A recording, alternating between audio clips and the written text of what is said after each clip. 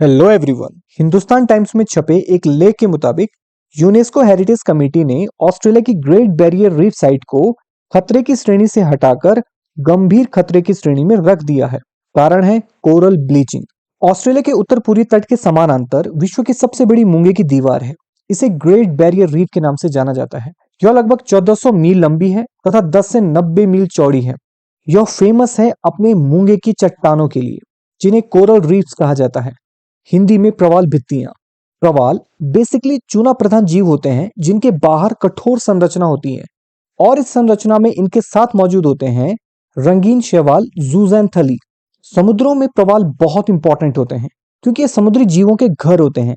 इसीलिए प्रवाल भित्तियों को समुद्री जैव विविधता का हॉटस्पॉट माना जाता है। इन्हें समुद्री वर्षावन भी कहते हैं। और ग्रेट बैरियर रीफ जो कि 1400 मील लंबी है, आप अंदाजा लगा सकते हैं कि समुद्री पारिस्थितिक तंत्र में कितना इंपॉर्टेंट रोल प्ले करेगा। इसीलिए ग्रेट बैरियर रीफ को यूनेस्को के द्वारा 1981 में वर्ल्ड हेरिटेज साइट का दर्जा दिया गया था। परंतु अब यह साइट खतरे में है और इसका प्रमुख कारण है कोरल ब्लीचिंग, यानी प्रवाल के साथ जो शैवाल होती है जूज़ैंथली, वो अब प्रवाल का साथ छोड़ रही है और प्रवाल नष्ट होने लग रहा है। तो इसे कोरल ब्लीचिंग कहते हैं। आखिर वो शैवाल ऐसा करती क्यों है? आज के इस वीडियो में हम यही जानेंगे कि कोरल ब्लीचिंग क्या होती है, वो कौन से ऐसे फैक्टर्स हैं जो उस शैवाल जूज़ैंथली को प्रवाल का साथ छोड़ने पर मजबूर करती हैं। तो बने रहिए इस इंटरेस्टिंग से लेक्चर में। तो आइए शुरू करते हैं। सबसे पहले हम जानेंगे कोरल क्या होते हैं। कोरल को हिंदी में मूंगा कहते हैं। यह एक प्रकार का छोटा समुद्री जीव होता है जो लाखों करोड़ों की संख्या में एक समूह में रहते हैं। ये जीव अपने आसपास एक बहुत ही कठोर संरचना बना लेते हैं जिसके अंदर वो रहता है। तो बेसिकली ये एक छोटा सा जीव है जो अपने चारों ओर एक कठोर संरचना का निर्माण करता है और यह उसके अंदर निवास करता है। जब ये सभी समूह में रहते हैं तो इनके बाहर की कठोर संरचना आपस में चिपककर बहुत ही कठोर पत्थर जैसी संरचना बना लेती है और इस पत्थरनुमा संरचना को ही रीफ कहते हैं। किसी भी रीफ में हर एक मूंगे और उसके शंख को वैज्ञानिक भाषा में पॉलिप कहते हैं। इस वीडियो में कोरल रीफ को आप देख सकते हैं। देखने पर यह कठोर चट्टानी संरचना दिखाई दे रही है, इसे रीफ कहते हैं।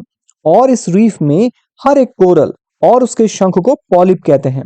आमतौर पर ये देखने में पौधे की तरह लगते हैं और बढ़ते भी पौधे की तरह ही हैं, लेकिन इसके अंदर का जो जीव है मूंगा, उसे हम सामान्य आंखों से नहीं देख सकते हैं। इसीलिए शुरुआत में लोग इसे एक सख्त समुद्री पौधा समझते थे, लेकिन 18वीं सदी में विलियम हर्शेल ने पहली बार मूंगे को माइक्रोस्कोप से देखा। उन्होंने देखा कि कोरल रीफ जो सामान्य आंख से देखने में सख्त पौधे की तरह दिखती है, वो एक्चुअल में हजारों छोटे छोटे नन्हे जीवों का समूह है। आप इस चित्र में मूंगे के शरीर के अंदर का दृश्य देख सकते हैं। यह जीव कुछ मिलीमीटर ही बड़ा होता है, लेकिन इसकी कोशिकीय संरचना पूरी तरह से जानवरों की तरह होती है। तो ये होते हैं कोरल। लेकिन कोरल बहुत ही कलरफुल दिखते हैं क्योंकि इनके साथ होते हैं जूज़ैंथली। आइए अब जानते हैं जूज़ैंथली क्या होते हैं। जूज़ैंथली समुद्र में रहने वाले विशेष प्रकार के प्लैंकटन होते हैं जो कि एक कोशिकीय होते हैं और आश्रय के लिए ये कोरल, जेलीफिश और न्यूडी ब्रांचेस के शरीर में चिपके रहते हैं। शॉर्ट में कहें तो यह शैवाल की एक प्रजाति है जो कोरल के शरीर में रहती है। यहाँ पर कोरल और जूज़ैंथली के बीच में सहजीविता का संबंध देखने को मिलता है। कोरल जूज़ैंथली को एक मजबूत सुरक्षित आवास प्रदान करता है और बदले में जूज़ैंथली कोरल को ऑक्सीजन, ग्लूकोज, ग्लाइसरॉल और अमीनो एसिड्स जैसे प्रोडक्ट्स प्रदान करती हैं। जूज़ैंथली एक शैवाल है और फोटोसिंथेसिस की प्रक्रिया को करने में सक्षम है, जिसके कारण ये सभी प्रोडक्ट्स बनते हैं जिनका उपयोग कोरल अपने प्रोटीन, फैट और कार्बोहाइड्रेट सोर्स के रूप में करता है और फाइनली इन सभी की मदद से कैल्शियम कार्बोनेट का निर्माण करता है। तो कोरल के बाहर जो ये कठोर संरचना होती है वो कैल्शियम कार्बोनेट की बनी होती है और ये सभी जूज़ैंथली के कारण ही बनती हैं। तो कोरल्स और जूज़ैंथली के बीच में सहजीविता का संबंध देखने को मिलता है। हालांकि जूज़ैंथली कोरल के अलावा जेलीफिश और न्यूडी ब्रांचेस के शरीर में भी रहती है, लेकिन कोरल की तुलना में इनकी संख्या बेहद कम है। इसीलिए कोरल इनके लिए प्राकृतिक आवास की तरह हैं। ये दोनों एक दूसरे के बिना अधूरे हैं। इसीलिए जब जूज़ैंथली कोरल के शरीर से अलग हो जाते हैं तो कोरल मर जाते हैं और इसे ही कोरल ब्लीचिंग कहते हैं। हम आज इसे ही जानेंगे। अब बात करते हैं कोरल के रहने के लिए आवश्यक दशाएं कौन कौन सी होती हैं।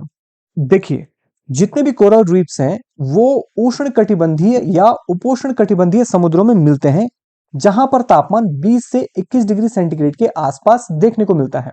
ये ना तो बहुत अधिक गर्म पानी में रह सकते हैं और न ही बेहद ठंडे पानी में रह सकते हैं।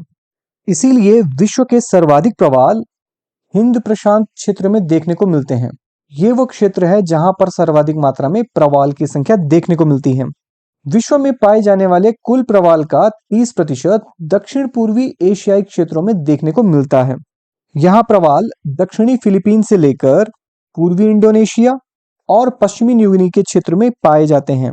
प्रशांत महासागर में माइक्रोनेशिया, वानुआतु, पापुआ न्यूगिनी में भी प्रवाल पाए जाते हैं।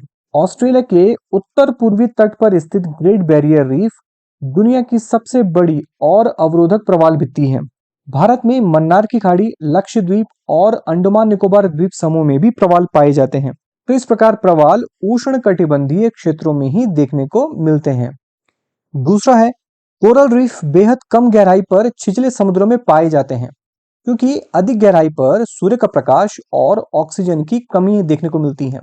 प्रवाल के विकास के लिए साफ जल आवश्यक होता है, क्योंकि गंदे पानी में या अवसाद युक्त जल में प्रवालों का मुंह बंद हो जाता है। और प्रवालों के विकास के लिए औसत सागरीय लवणता 27 से 30 ग्राम प्रति 1000 ग्राम होनी चाहिए, क्योंकि ज्यादा लवणता में चूने के कार्बोनेट की कमी हो जाती है और प्रवाल मर जाते हैं या घुल जाते हैं। अब बात करते हैं कि प्रवाल हमारे लिए क्यों इंपॉर्टेंट होते हैं। क्योंकि प्रवालों में अनेक जीवों के घर होते हैं, समुद्री जीवों के घर होते हैं। क्योंकि प्रवाल भित्तियों की समुद्री पर्यावरण में हिस्सेदारी मात्र 1% से कम है, जबकि इन प्रवाल भित्तियों में समुद्रों के 25% जीव निवास करते हैं। इसमें लगभग मछलियों की 1500 प्रजातियां, सख्त मूंगों की 411 प्रजातियां, 134 प्रजातियों की शार्क और रेज प्रजाति की मछलियां, विलुप्तप्राय कछुओं और समुद्री स्तनधारी जीवों की 7 प्रजातियां और स्टारफिश और समुद्री अर्चिन की 630 प्रजातियां पाई जाती हैं।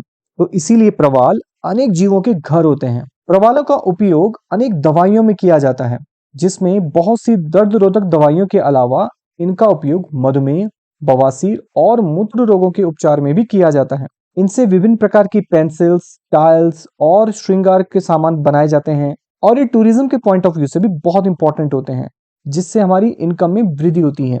एक रिपोर्ट के अनुसार ऑस्ट्रेलिया की ग्रेट बैरियर रीफ पर तकरीबन हर साल 64,000 नौकरियां निर्भर करती हैं, जिनसे साल भर में 40 से 42,000 करोड़ रुपए की आय प्राप्त होती है।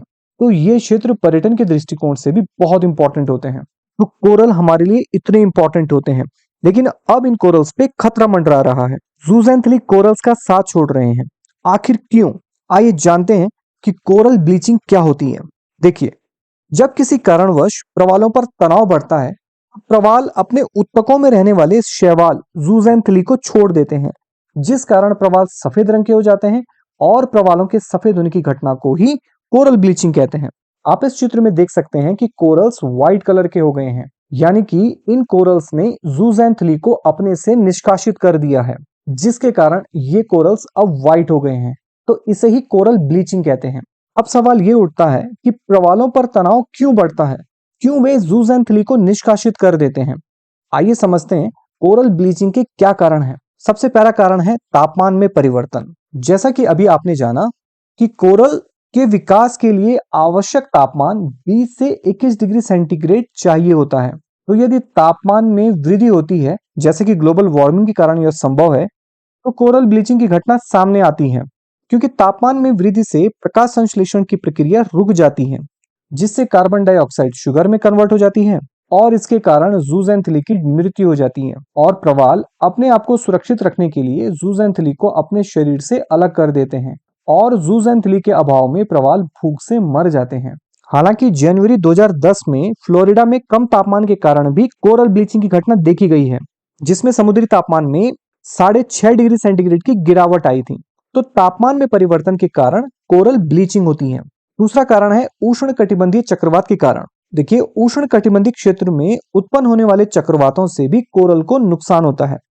पिछले 7 वर्षों में ग्रेट बैरियर रीफ को 6 बड़े चक्रवातों ने नुकसान पहुंचाया है। तीसरा कारण है महासागरीय अम्लीकरण, ओशन एसिडिफिकेशन। देखिए, महासागर वायुमंडल से लगभग 30% कार्बन डाइऑक्साइड को एब्जॉर्ब करते हैं, और चूंकि वायु प्रदूषण के कारण जैसे जैसे वायुमंडल में कार्बन डाइऑक्साइड की मात्रा बढ़ेगी, तो महासागरों के द्वारा कार्बन डाइऑक्साइड को अवशोषित करने की मात्रा में भी वृद्धि होगी।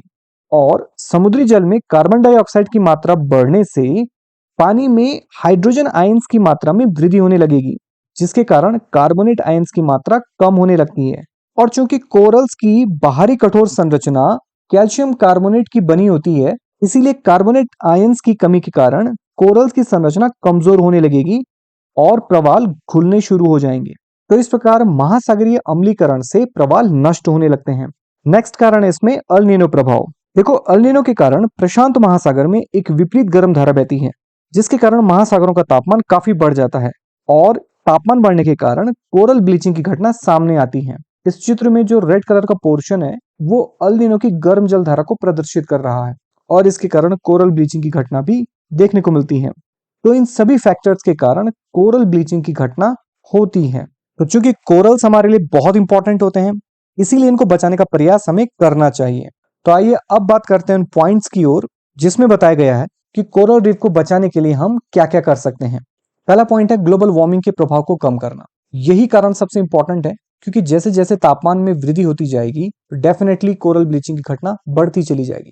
दूसरा कारण है कि जितने भी कोरल रीफ साइट्स हैं, वहां पर टूरिज्म और फिशिंग को बहुत ही लिमिटेड कर देना, क्योंकि इन दोनों ही एक्टिविटीज से उन स्थानों पर तापमान में वृद्धि होती है और उस क्षेत्र के कोरल रीफ्स प्रभावित होते हैं। तीसरा कारण है कि कोरल रीफ साइट्स में जितने भी बीचेस हैं, वहां पर सनस्क्रीन जैसे उत्पादों का प्रयोग पूरी तरीके से प्रतिबंधित करना। ये बहुत ही इंपॉर्टेंट है, क्योंकि सनस्क्रीन में ऐसे हानिकारक केमिकल्स मौजूद होते हैं जो कोरल रीफ्स को बुरी तरीके से खत्म कर सकते हैं।